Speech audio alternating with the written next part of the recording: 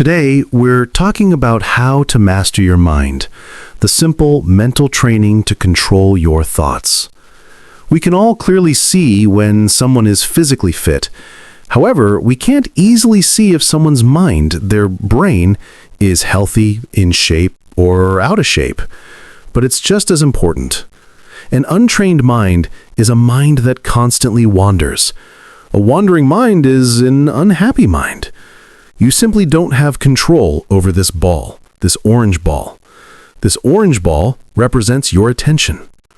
When your mind is untrained and also toxic from an excess of cheap dopamine, from always being on autopilot, constantly receiving electrical impulses from screens, then you don't have control of the orange ball. Therefore, it's always in a negative mode. It's over here, falling into fears, negative thoughts, and insecurities. On the other hand, if you had a healthy and fit mind, you would be able to, number one, realize that you are in a negative cycle, and you would choose to move your focus towards something positive. And then you would have the mental muscle to keep this focus here long enough for your mind to recover. These skills are trainable, and here we will see how you can start to get your mind in shape. There are two key mental skills to master your mind. Skill number one is called mindfulness, and the second skill is your capacity for stable attention, or your ability to focus on a single task. Mindfulness refers to your ability to be aware of what is happening in the present moment. In other words, a kind of self-awareness or metacognition. This means, imagine you are working on a task on your computer and you get distracted and open TikTok, for example. And 10 minutes go by, you spend 10 minutes there, and then you finally realize, oops, I got distracted and fell down this rabbit hole. That aha moment when you realize you've been distracted, that is mindfulness. That is your ability to be mindful, to notice. The more you develop your capacity for mindfulness, the less time you will spend distracted. In other words, when you lose focus and your mind goes somewhere you don't want it to, in a matter of seconds or a minute, you will realize, hey, I see what's happening. I've ended up here. And then you will choose to move your focus back to where you want it. But there's also a second part of the equation. Imagine you choose to move your attention from distractions back to your work, but you get distracted again very easily. This means you are missing the second part, which is the capacity for stable attention.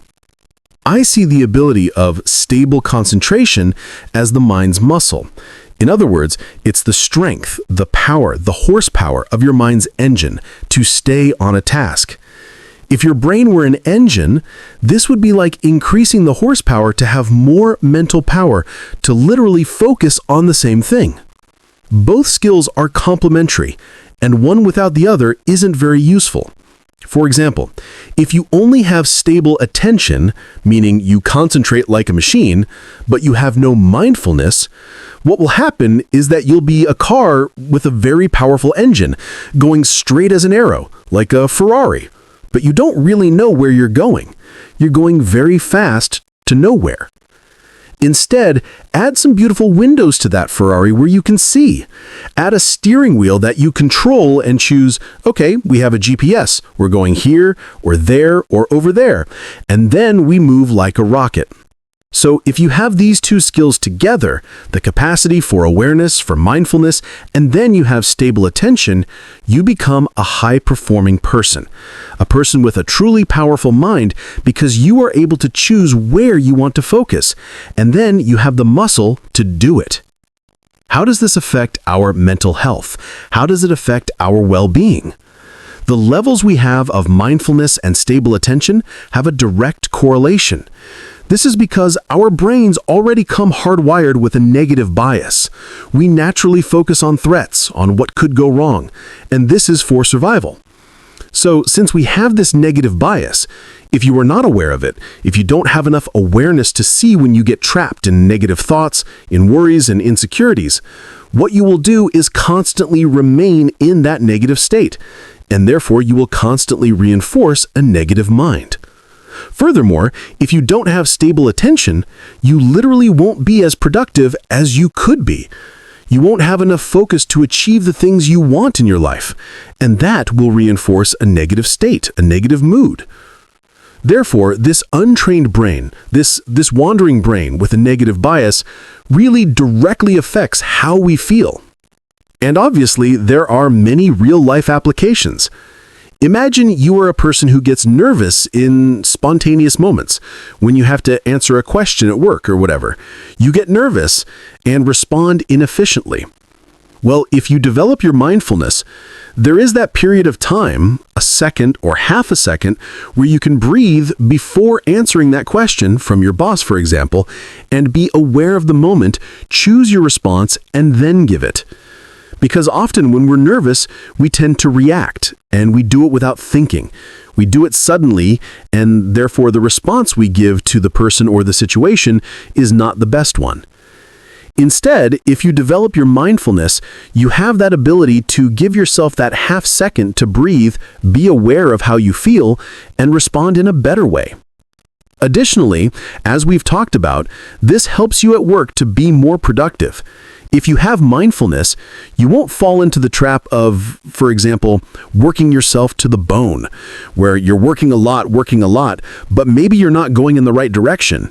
You're very efficient, but not on the right path. But with mindfulness, you have the ability to take that half second or those few seconds to breathe, look up and say, hey, are we going in the right direction? And to say, no, we need to go more to the left and change course. So if you have these two skills together, the capacity for awareness, for mindfulness, and then you have stable attention, you become a high-performing person, a person with a truly powerful mind because you are able to choose where you want to focus, and then you have the muscle to do it. Now, one of the best ways to develop these two skills is through mindfulness meditation, and this is something that I can guide you on, and I would love to guide you. So you develop mindfulness every time you meditate. You close your eyes and focus on your breath. It seems very simple. You just focus on your breath. But what happens is that very quickly, your mind is captured by distractions, and you even forget that you were meditating. You simply start to wander. But then you realize, oops, I've wandered. And that moment of realizing it is an act of training your mindfulness. Because you notice it, you are aware. And then you move your attention back to your breath. And this ball goes back to the focus point of the breath. Simply inhale and exhale. And you are aware of this until, again, the ball, boom, gets distracted again. And then you notice it again and bring it back. Every time you bring the ball back to the breath, you train mindfulness. And those seconds in which you focus fully on the sensations of breathing, you are practicing your stable attention. And how do you practice stable attention? With repetitions. By moving your attention back here more and more and trying to keep your attention here for as long as possible, you develop the brain's muscle, stable attention. So to try it out, I invite you now to do a short mindfulness meditation exercise. For those who want to take it further and develop this more, you have my course available on my website, jordyboo.com. So simply start by closing your eyes, and we're going to do this exercise where I want you to focus only on the sensations of breathing. Inhale deeply into your belly and exhale everything through your nose. And I want you to focus the orange ball, that is, focus your attention only on the physical sensations of inhaling and exhaling. And I want you to choose one place to focus, either the sensations in your nose or the sensations in your belly. Keep your focus only on the sensations of inhaling and exhaling. If at any moment you realize that your focus has drifted to a thought, a memory, a distraction, simply gather your attention and bring it back to the breath. We're going to do this exercise. I will leave you in silence for 1 minute, so you try to maintain your attention. Let's go.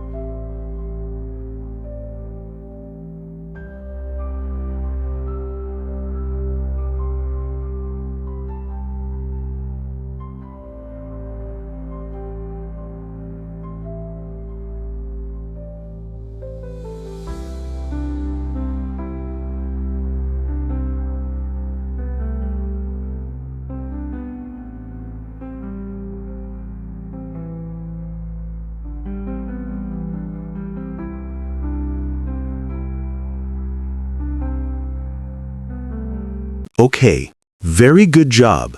What you have done in this minute is already meditation, so congratulations. In the end, meditation is about holding intentions.